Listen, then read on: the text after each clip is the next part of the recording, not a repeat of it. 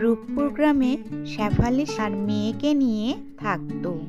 তার বাবা মারা যাওয়ার পর শেফালি শিয়ালিনী সবজি চাষ করে সংসার চালাতো। এতে করে তার সংসার কোনো রকমে চলতো।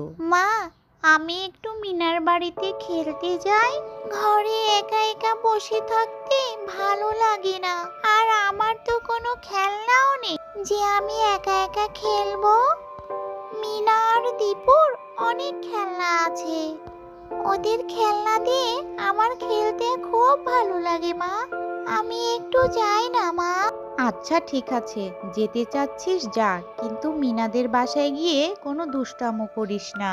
ওরা অনেক ধনী আর আমরা অনেক গরিব, ওদের সঙ্গে কি আমাদের তুলনা? দুষ্টামো করলে মিনার মা দু চারটা কথা শুনিয়ে দিবে, কিন্তু তাড়াতাড়ি চলে আসবি, কেমন? আচ্ছা ঠিক আছে মা। মিনা, দীপু, তোদের খেলনাগুলো অনেক সুন্দর।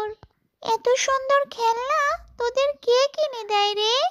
তোরা কত সুন্দর সুন্দর খেলনা দিয়ে খেলিস, কিন্তু দেখ আমার কাছে কোনো খেলনা নেই। আমার তো বাবা নেই, আমাকে কে এত সুন্দর খেলনা কিনে দেবে বলতো? এই খেলনাগুলো আমার বাবা আমাকে কিনে দিয়েছে। আমি আমার বাবাকে যখনই খেলনার কথা বলি, আমার বাবা আমাকে খেলনা কিনে নিয়ে এসে দেয়। এই জন্য আমি বাবার কাছে বায়না করি নতুন নতুন খেলনা কিনে দেওয়ার জন্য, বুঝেছিস? এই জন্য আমি তোদের বাড়ি আসি তোদের খেলনা দিয়ে খেলার জন্য। খেলতে খেলতে হঠাৎ টুম্পার হাত থেকে একটা খেলনা পড়ে গিয়ে ভেঙে যায়। তখন সঙ্গে সঙ্গে মিনা কান্না করতে শুরু করে। মা, মা, দেখে যাও, টুম্পা আমার কত সুন্দর খেলনা ভেঙে ফেলেছে। আমার খেলনা।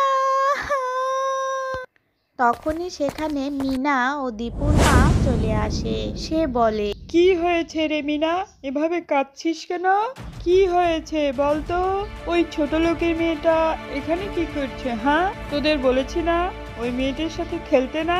তারপরেও তোরা কেন ওই মেয়েটার সাথে খেলা করিস? বাঘিনী কাকিমা, আমি ইচ্ছা করে মিনার খেলনা ভাঙিনি। খেলতে খেলতে খেলনাটা হাত থেকে পড়ে গেছে আর অমনি খেলনাটা ভেঙে গেছে। আমি ইচ্ছে করে ভাঙিনি কাকিমা। বললেই হলো তুই ইচ্ছে করে খেলনা ভেঙেছিস। একটা খেলনার দাম কত তুই জানিস? তুই ইচ্ছে করে খেলনাটা ভেঙেছিস। তোর মাকে বলে খেলনা কিনে খেলতে পারিস না? কিভাবে কিনবি? তোদের তো কোনো টাকা নেই। তোর মা তো সবজি বিক্রি করে। সবজি বিক্রি করে কি খেলনা কেনা যায়? ছোট লোক কোথাকার, বেরিয়ে যা আমার বাড়ি থেকে এক্ষুনি। আর কখনো ওদের সঙ্গে খেলতে আসবি না, বলে দিলাম। বাঘিনীর কথায় মন খারাপ করে টুম্পা বাড়ি ছেড়ে চলে যায়। কি রে টুম্পা, এত তাড়াতাড়ি বাড়ি চলে এলি যে? তুই না মিনা দীপুর সঙ্গে খেলতে গেলি, না খেলেই চলে এলি, নাকি কিছু হয়েছে? আমাকে বলতো মা, কি হয়েছে? মা, মা, আমার বাবা বেঁচে নেই কেন? আমার বাবা যদি বেঁচে থাকতো তাহলে মিনা দীপুর বাবার মতো আমাকেও অনেক খেলনা কিনে দিত। সেই খেলনাগুলো দিয়ে আমি মন ভরে খেলতে পারতাম। তাহলে আমার কারো বাড়ি গিয়ে খেলতে হতো না। আজ মিনাদের বাসায় খেলার সময় আমার হাত থেকে একটা খেলনা পড়ে ভেঙে যায়। বাঘিনী কাকিমা আমাকে বলে, তোরা ছোট লোক, আমরা নাকি খেলনা কিনে খেলতে পারবো না। এগুলো শুনে আমার খুব খারাপ লেগেছে মা। থাক মা, কান্না করিস না। তুই তো জানিস আমাদের সংসারের কি অবস্থা। তোর বাবা মারা যাওয়ার পর থেকে কোনো রকমে সবজি বিক্রি করে সংসারটা চালাই। তবুও তোর জন্য একটু একটু করে টাকা জমিয়ে তোকে খেলনা কিনে দিব মা। তুই কান্না করিস না মা। তুই কান্না করলে আমার যে সহ্য পায় না মা, আমার যে কষ্ট হয়। তুমি কষ্ট পেও না মা, আমি আর রাগ করে থাকবো না মা। তুমি কষ্ট পেলে আমার যে সহ্য হয় না মা, আমি আর মন খারাপ করে বসে থাকবো না। আমি আর কখনো খেলনা কিনতে চাইবো না মা। তুমি আর মন খারাপ করে থেকো না মা। ঠিক আছে টুম্পা, তুই এখন হাত মুখ ধুয়ে নে, আমি তোর জন্য খাবার বাড়ছি। ঠিক আছে মা, আমি তাহলে পুকুর ঘাটে গিয়ে হাত মুখ ধুয়ে খাবার পানি নিয়ে আসছি। আচ্ছা মা, তাড়াতাড়ি যা, আমি তোর জন্য খাবার বেড়ে দিচ্ছি।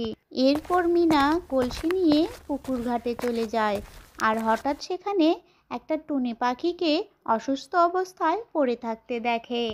মনে হয় টুনি পাখিটি খুবই অসুস্থ। যাই, পাখিটিকে বাড়ি নিয়ে যাই। বাড়িতে নিয়ে গিয়ে সুস্থ করে তুলতে হবে।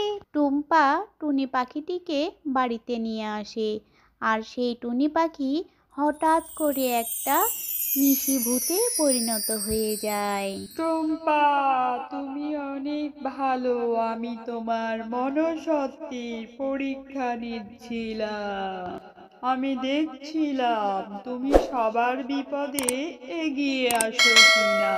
তুমি সেই পরীক্ষায় উত্তীর্ণ হয়েছ। তুমি বলো টুম্পা, পুরস্কার হিসেবে তুমি কি চাও? নিশিভূত, আমি খুব কষ্টে আছি। আমি সবজি বিক্রি করে কোনো রকমে সংসার চালাই। মেয়েটার মুখে তো হাসি ফোটাতেই পারি না। আমি তার যে কোনো আবদারও পূরণ করতে পারি না নিশিভূত। মেয়েটারও খুব মন খারাপ থাকে। মেয়েটাকে আমি কোনো খেলনাও কিনে দিতে পারি না। আমি যে খুবই অসহায় নিশিভূত। ও, এই ব্যাপার। আমি তোমার মেয়ের খেলনার ব্যবস্থা করে দিচ্ছি। এই নাও, এই কাঁঠাল গাছে আমি তোমাকে খেলনা দিয়ে দিচ্ছি। তোমার মেয়ে আর মন খারাপ করে থাকবে না। তোমাদের এই কাঁঠাল গাছ খেলনা গাছে পরিণত হয়েছে। এই গাছের খেলনা কখনো শেষ হবে না।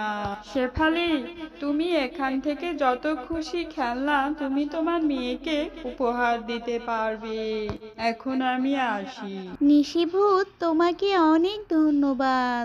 মা, আমাদের গাছে তো এখন অনেক খেলনা। আমি এত খেলনা দিয়ে কি করব? চলো না মা, আমরা একটা দোকান দিই, সেই দোকানে আমরা খেলনা বিক্রি করব। তুই ঠিকই বলেছিস মা। এরপর শেফালি রাস্তার পাশে একটা খেলনার দোকান দেয়, আর তাদের সংসারও খুব ভালোভাবেই চলতে লাগলো। তো বন্ধুরা, তোমাদের গল্পটি কেমন লাগলো তোমরা কমেন্টে জানিয়ে দিও, আর চ্যানেলটিকে সাবস্ক্রাইব করে দিও। ধন্যবাদ সবাইকে।